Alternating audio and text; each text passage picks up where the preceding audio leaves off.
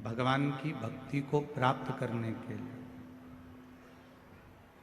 मेरे भगवान श्री राम जी को प्राप्त करना है, भगवान श्री कृष्ण जी को प्राप्त करना है, भगवान शंकर जी को प्राप्त करना है, भगवान देवादिदेव महादेव को प्राप्त करना है, तो उसमें मूल है आपके क्रोध को थोड़ा संयमित रखिए।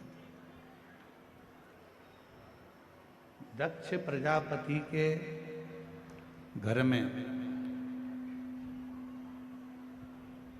दक्ष प्रजापति के घर में मां सती का जन्म हुआ। दक्ष प्रजापति के घर में मां सती का प्रागट्य हुआ।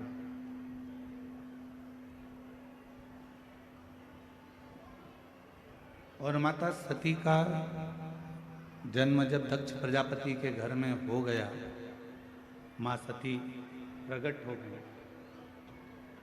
मां सती का प्रागट्य हो गया। और मां सती जब दक्ष प्रजापति के घर में जन्म ले लेती हैं, प्रकट हो जाती हैं, जन्म धारण कर लेती हैं, प्रागट्य उनका हो जाता है, भगवान देवादिदेव महादेव की वो अर्धांगिनी भी बन जाती हैं। पर अर्धांगिनी बनने के साथ में एक काम मां सती नहीं कर पाई, अपने क्रोध को संयमित नहीं कर पाई, अपने क्रोध को वो काबू में नहीं कर पाई।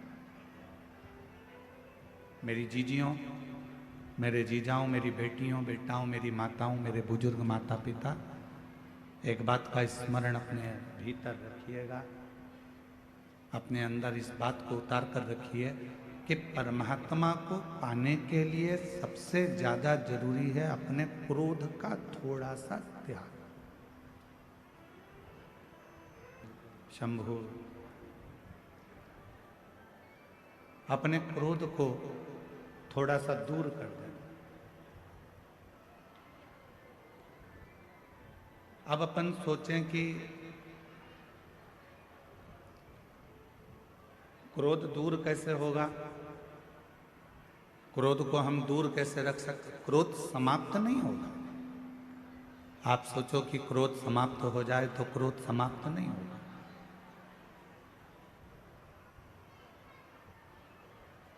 क्रोध थोड़ा सा दूर हो सकता है, पर समाप्त नहीं हो सकता। जैसे चूल्हे के अंदर थोड़ी सी चिंगारी रहती है, वो कब आग बन जाती है मालूम नहीं पड़ पाता।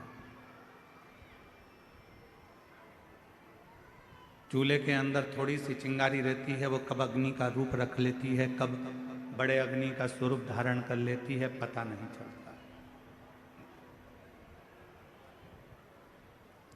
उसी तरह जब हमारे भीतर थोड़ा सा क्रोध होता है, थोड़ा सा गुस्सा होता है, क्रोध होता है, तो वो एक न एक दिन प्रगट में बहुत बड़ी अग्नि का रूप रख लेता है, और बहुत अग्नि का रूप रखकर समाप्त कर देता है, वो सब कुछ समाप्त कर देता है।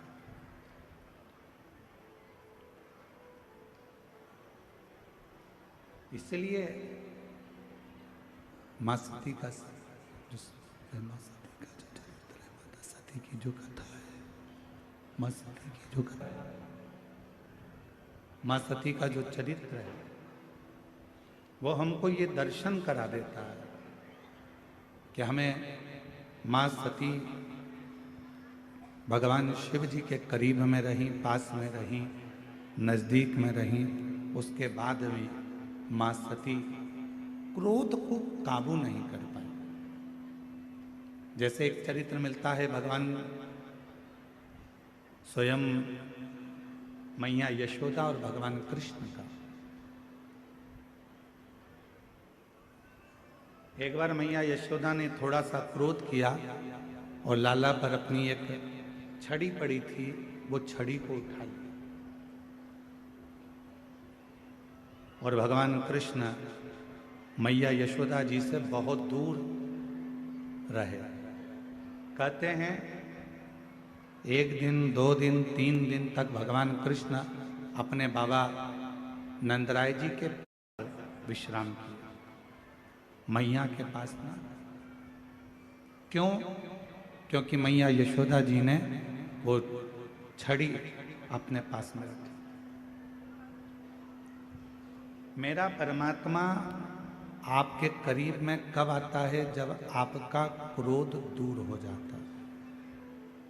और जैसे ही क्रोध आपका दूर हुआ, परमात्मा आपके करीब में आ गए, भगवान आपके नजदीक में आ गए। इसलिए जरूरी है कि भजन करते समय, तप करते समय, साधना करते समय, व्रत करते समय, उपवास करते समय, भगवान का स्मरण करते समय अपने भीतर कितना भी क्रोध आए, उस क्रोध को थोड़ा सा दूर कर दे। समाप्त नहीं हो सकता।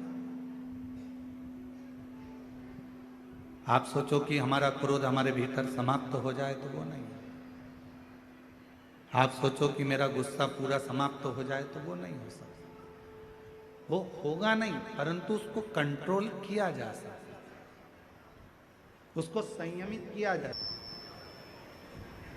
माँ सती, माँ जगत जननी जगदम्बा अम्बा, माँ भवानी, माँ दुर्गा, माता सती, जब मंगल विवाह माता सती का हुआ और सती जी का विवाह होने के बाद भगवान शिव मां सती को नंदी पर बिठाकर कुंभज बाबा के आश्रम में कथा श्रवण कराने के लिए लेकर जा। थोड़ा ध्यान दीजिएगा कथा पर।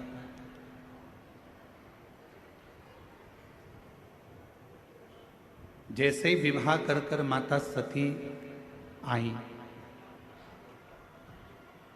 और भगवान देवाधिदेव महादेव ने, भगवान शंकर जी ने, ओघड़दानी ने, भगवान शंभू ने, त्रिकालदर्शी कैलाशी अविनाशी भगवान शिव ने माँ सती से कह दिया कि आपको कुंभज बाबा के आश्रम में हमारे साथ चलना है, अगस्त ऋषि के आश्रम में जाना है,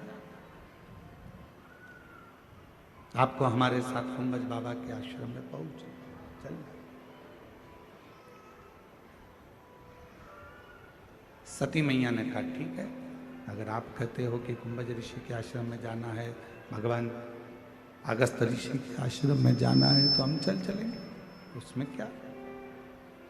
पर पूछा कि कुंभज बाबा के यहाँ जाने का कारण क्या है, क्यों, किस लिए?